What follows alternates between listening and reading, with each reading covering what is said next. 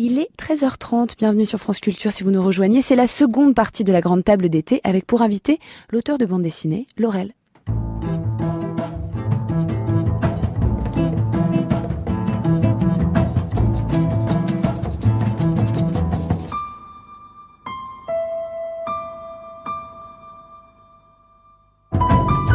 La semaine d'édito. Des histoires relatant les difficultés contraceptives des lapins, des araignées en pagaille. Les planches de Laurel sautent d'un monde à l'autre, un imaginaire qui prend des formes humaines et animales et nous emmène dans sa poésie du quotidien. Laurel est aujourd'hui parmi nous pour le portrait de la grande table d'été.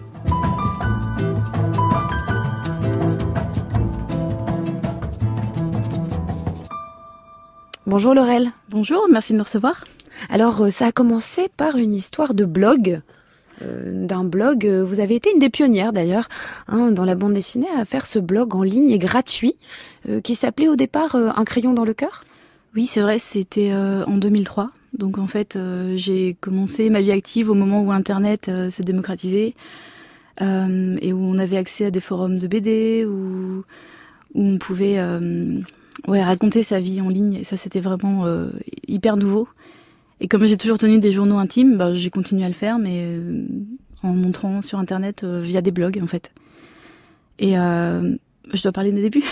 Avec vos dessins, avec votre... Vous parlez de... Oui, en bande dessinée, oui. Vous parlez de journal intime. C'est effectivement un journal un peu à ciel ouvert. C'est-à-dire que on parle aussi bien du quotidien que des personnes qui vous entourent. Votre fille, le chat, tout le monde y passe comme des personnages du réel qui apparaissent d'un coup dans le quotidien de la bande dessinée. Oui, voilà, c'était en fait je racontais ma vie simplement, mais comme beaucoup d'autres blogueurs. Et j'ai eu la chance de me faire repérer entre guillemets par le magazine Spirou, parce qu'à l'époque, en fait, il y avait peu de blogs BD, et donc dans le milieu de l'édition, les gens les lisaient. Et j'ai été repérée par le rédacteur en chef de Spirou, qui m'a confié du coup mes premiers boulots dans la presse, et ce qui m'a permis ensuite de signer pour des livres. Donc ça fait depuis 2004. Thierry Tinlot Oui, absolument. Et à ce moment-là, vous avez commencé justement à raconter des petites histoires du quotidien, alors tantôt en couleur, tantôt en noir et blanc, avec un dessin. Comment vous le qualifierez, votre dessin? Un dessin un peu rond. Je dirais très franco-belge. Je pense que niveau inspiration, je dirais Franquin et peut-être Larsenet. Et aujourd'hui, Riyad Satouf ou Pénélope Bagieux. Je dirais que ces personnes-là sont celles qui m'ont le plus influencée dans mon trait. Aujourd'hui, Riyad Satouf, ça veut dire que votre dessin a évolué, Laurel? Ça veut dire qu'il fait partie de mes inspirations et que quand je lis ces BD, ça me donne envie de dessiner. Mais oui, bien sûr, mon trait a évolué en 15 ans, beaucoup, ouais. Vous êtes autodidacte? Oui, c'est vrai, j'ai fait aucune étude, j'ai juste le bac. Donc après, comme j'ai eu la chance de pouvoir... avoir des boulots dans la presse assez vite en fait. J'ai fait un peu caissière, vendeuse, enfin des petits boulots en fait. Et après j'ai eu la chance extrême de pouvoir publier des bouquins assez rapidement, ouais. Alors vous parliez des livres jeunesse, des BD. Pardon. Vous parlez de vos influences. Il y a parfois des petits lapins qui apparaissent. Alors il y a un dessin très rigolo dans la galerie dans laquelle vous êtes exposé en ce moment. Il y a une histoire de lapins qui ont des problèmes de contraception, une histoire de capote de lapin et qui donne beaucoup de lapins du coup. Et on pense tout de suite à Trondheim et à son lapino. Ah ouais, c'est clair que Trondheim c'est aussi une de mes influences. Mais de toute façon, toutes ces BD franco-belge, j'adore, j'ai grandi avec tous les classiques en fait comme tout le monde. Et c'est une passion depuis toujours. D'ailleurs mon prénom c'est Laureline, comme la bande dessinée Valérian. Et j'ai appelé mon fils Valérian. Ça c'est vraiment la BD fait partie de mon univers depuis toujours, ouais, c'est clair, de mon quotidien. On va justement l'écouter. Trondheim, c'était dans les nuits de France Culture le 27 janvier dernier. Ce personnage-là que j'ai créé par hasard, il est resté avec moi parce que j'ai un système de dessin qui est très, on va dire, minimaliste et animalier. Parce que comme je sais pas bien dessiner, je vais pas m'aventurer à faire du réalisme, même du semi-réalisme, j'en serais tout à fait incapable. Donc j'ai un système de dessin un peu comme, on va dire, comme Disney, mais encore plus simple. Et plus pour adultes, parce que c'est ça qui m'intéresse, c'est pas... J'aime bien parler aux enfants, mais j'aime bien les deux niveaux de lecture, adultes et enfants. Et donc je fais des histoires qui, pendant très longtemps, m'ont été refusées par tous les éditeurs. Et j'étais très embêté, et j'ai fini par réussir à convaincre Dargaud de publier le premier Lapino. Donc c'était Lapino, mais c'était un western cette fois-ci.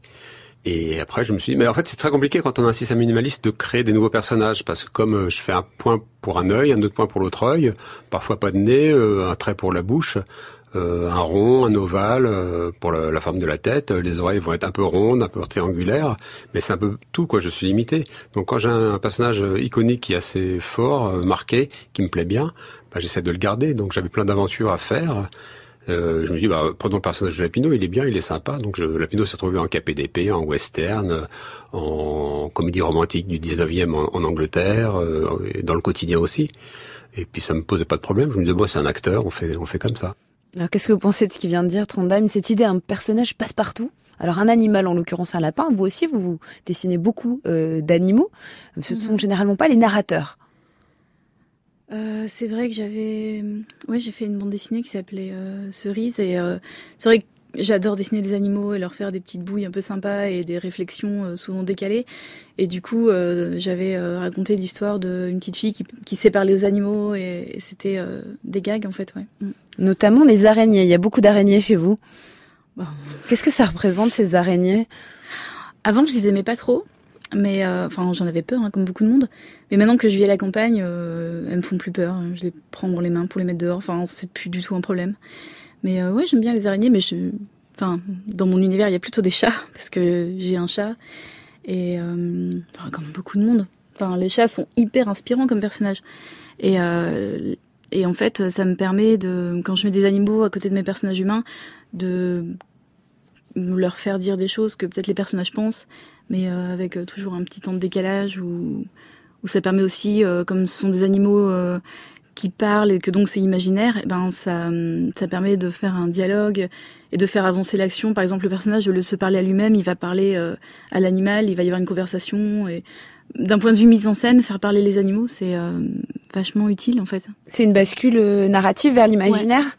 Ouais, carrément, c'est un peu un petit truc, quoi, une petite astuce pour faire avancer l'histoire, parfois, plutôt que ce soit, enfin, pour pas que ce soit trop répétitif.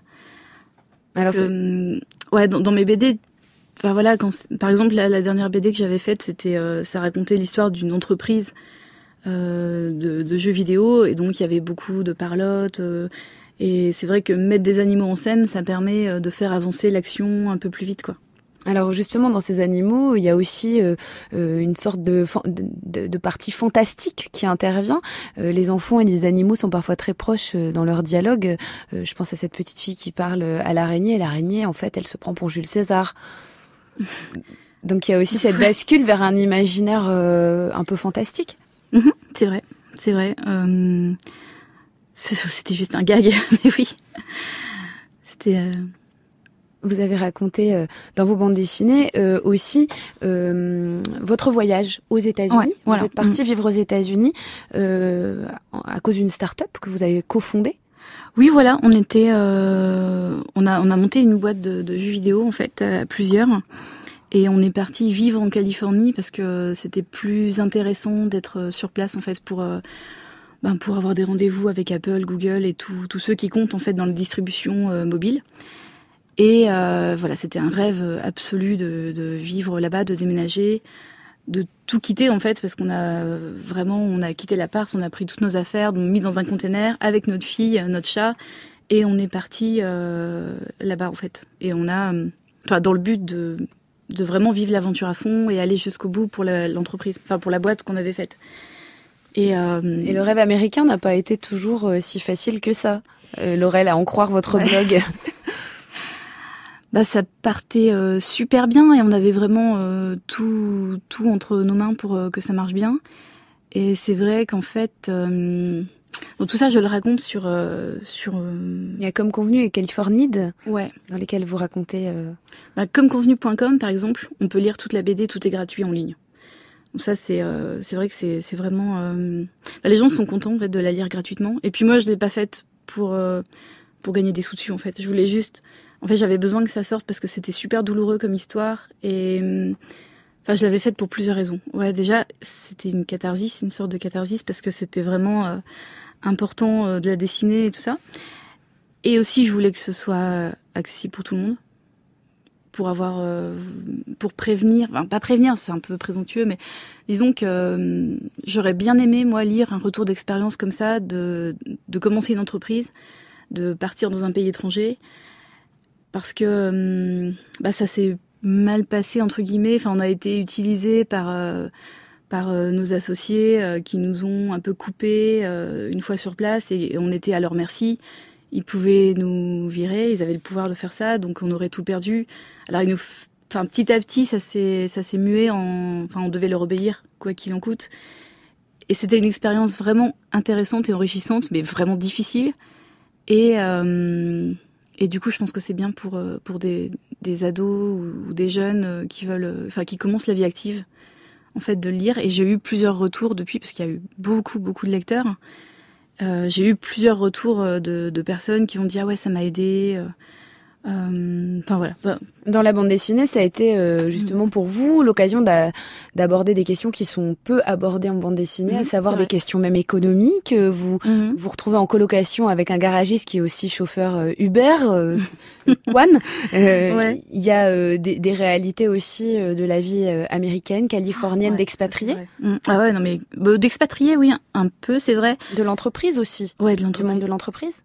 Ouais, mais j'ai essayé de faire ça quand même, que ce soit pas pénible ou ennuyeux, en fait, parce que c'est vrai, on peut dire une BD sur une entreprise, mais c'est plutôt une start-up, donc on est peu nombreux.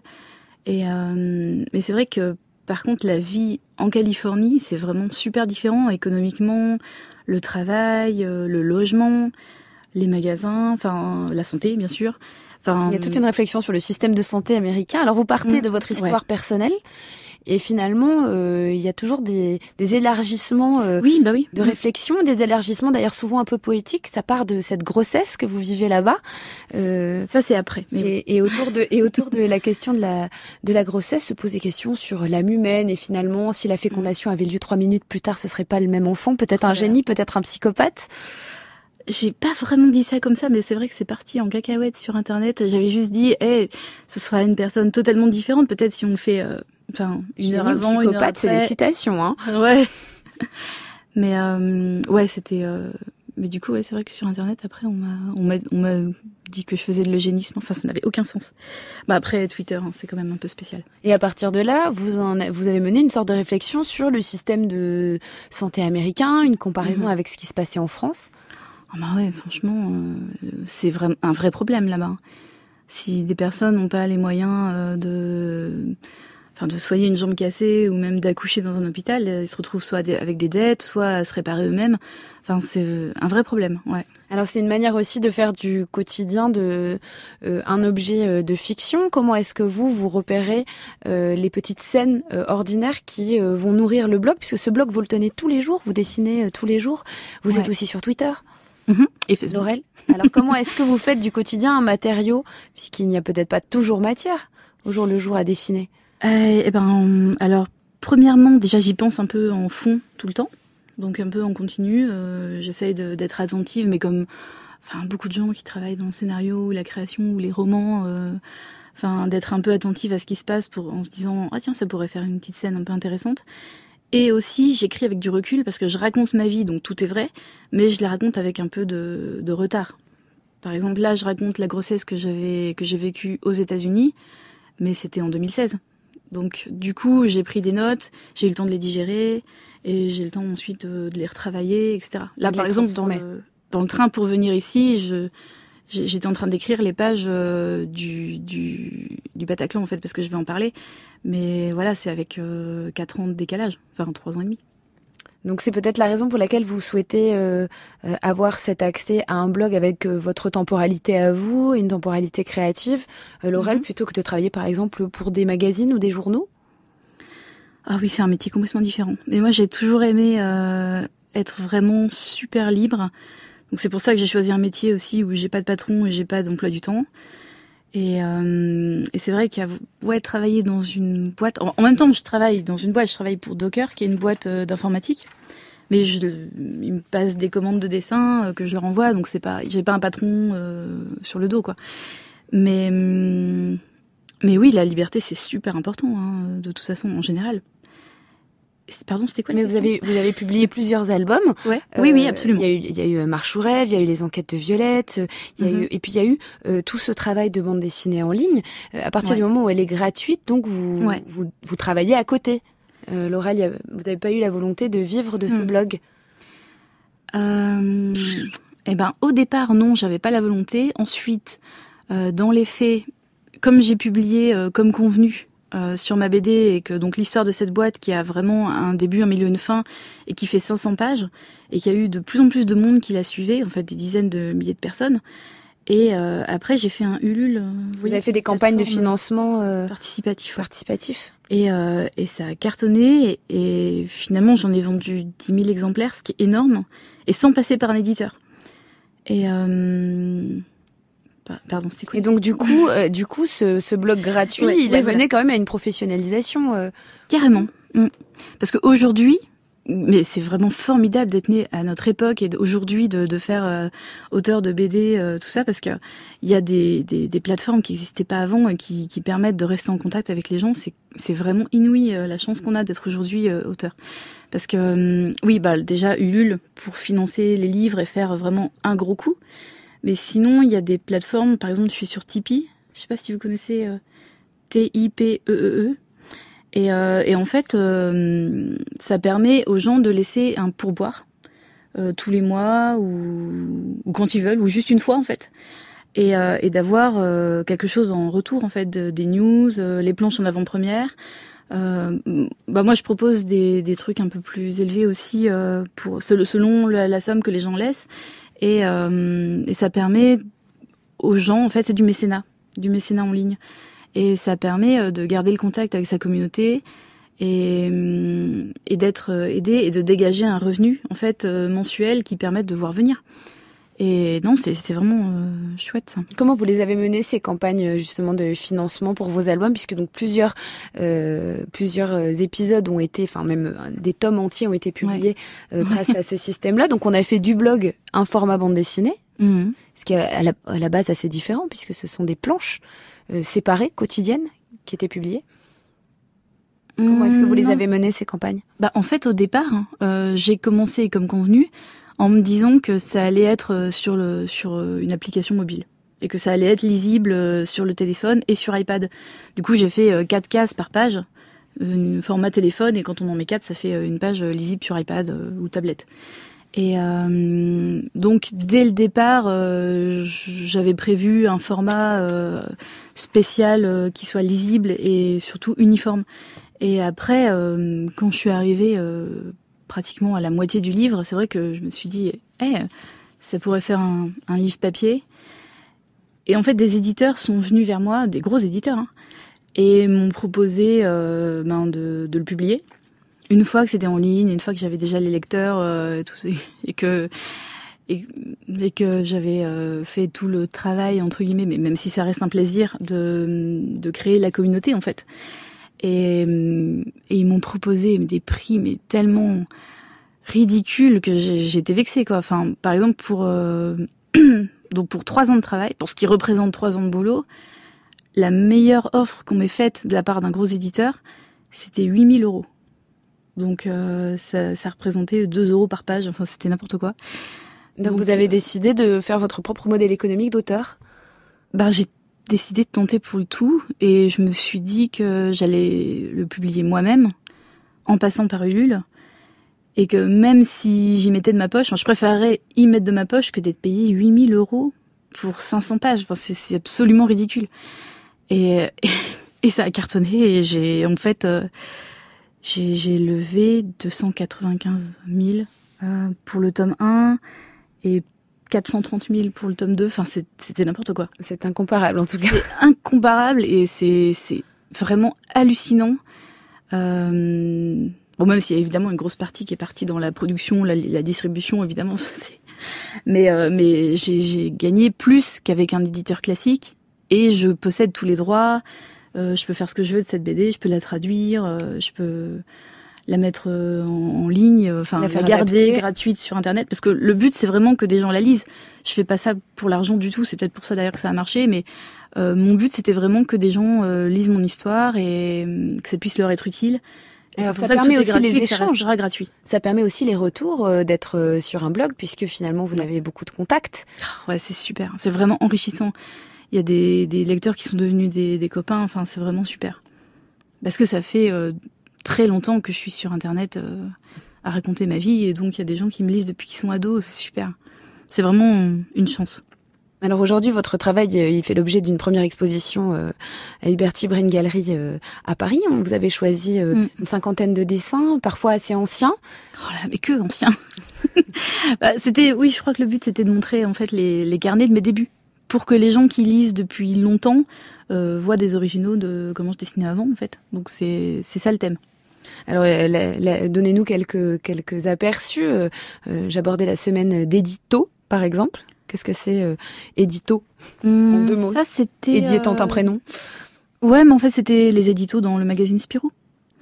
Et parce que voilà, je fais des boulots de commande quand même pour vivre du dessin. Et il y a plusieurs. La personne qui a choisi. Donc Ronan qui a choisi les dessins en fait, il a pris 3 cartons de mes carnets et il a tout épluché. Et il a dit on prend ça, ça, ça et voilà, il a pris quelques. Dans le lot, il y a des dessins de commande, il y a des boulots, il y a des dessins que j'ai fait pour le blog ou des vraies planches de BD. Non, c'est une expo qui est très, très, très. Enfin, j'allais dire disparate, mais plutôt variée. Éclectique. Ouais, éclectique, pardon. Et ouais, c'est intéressant. Et puis les dessins sont à vendre et franchement, c'est abordable. Parce que je lui ai dit, mets le prix que tu veux, je m'en fiche vraiment. Donc, du coup, c'est cool. C'est vrai que les gens si vous voulez aller les voir, l'expo, c'est sympa. Il y a justement ce que disait Trondheim, il parlait de son dessin et des libertés que ça lui permettait d'avoir une sorte de personnage un peu passe-partout et un dessin très simple. Alors vous, qu'est-ce que vous diriez de votre dessin? Ce dessin un peu rond, comment vous le caractériseriez justement? Est-ce que c'est un dessin simple pour vous? Alors, je me suis jamais posé la question de savoir si c'était simple, mais c'est vrai que j'essaie de pas me prendre la tête et de faire en sorte que ce soit agréable pour que ce soit agréable à faire en fait, pour avoir du plaisir à travailler et pas m'arrêter. Et du coup, c'est vrai que si je dois dessiner une voiture, je vais pas m'embêter, je vais faire une forme un peu vaguement voiture avec des roues, mais je vais pas regarder vraiment de la doc ou quoi.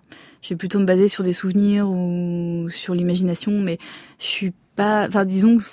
Ouais, c'est pas réaliste mon style de dessin, c'est plutôt des petits persos un peu rigolos et faut que ça reste un plaisir. Qu'est-ce qui compte pour vous dans ce que vous dessinez justement dans le trait, le visage? Il y a ces yeux très ronds, on remarque ce regard. Est-ce que justement ce trait rond, c'est une de vos caractéristiques? Est-ce qu'il y a quelque chose que vous entretenez autour de ça?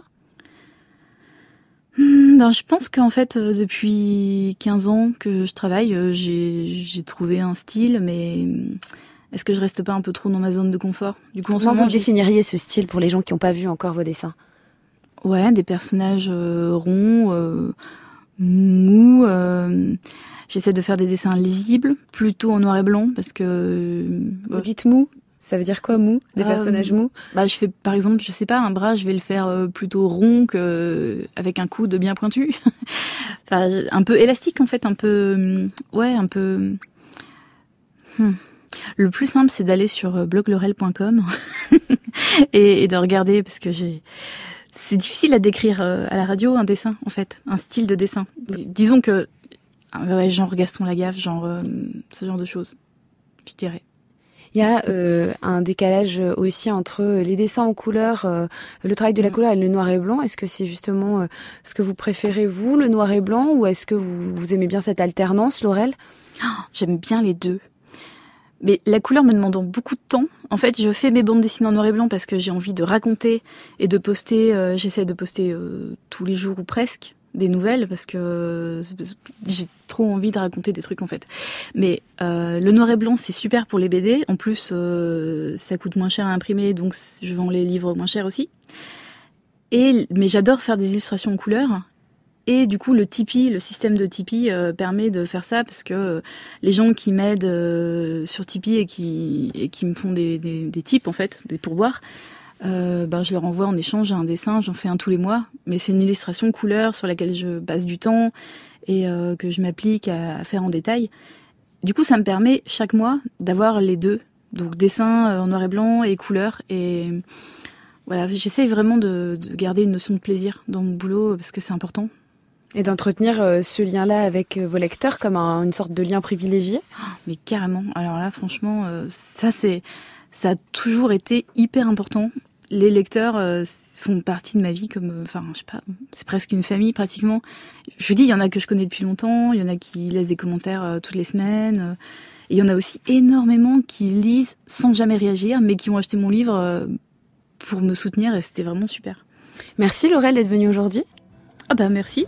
Je rappelle que vous exposez des extraits de carnet à la Huberty Brain Gallery de Paris. C'est jusqu'au 24 août qu'on peut aller les voir. Quant à votre adresse blog, vous l'avez donnée, c'est bloglaurel.com. Quant à nous, je vous donne rendez-vous demain à 12h45 pour une nouvelle grande table d'été. Demain, on parlera de l'exposition Bouddha avant de faire le portrait de Tanella Boni. L'émission d'aujourd'hui a été préparée par Pascaline Bonnet, Alexandra Brouillet, Lou Le Joli, Lou Queveauvilliers et Julien Rosa. À la réalisation, Alexandra Longuet avec l'aide de Pablo Valero et à la technique, Anthony Thomasson.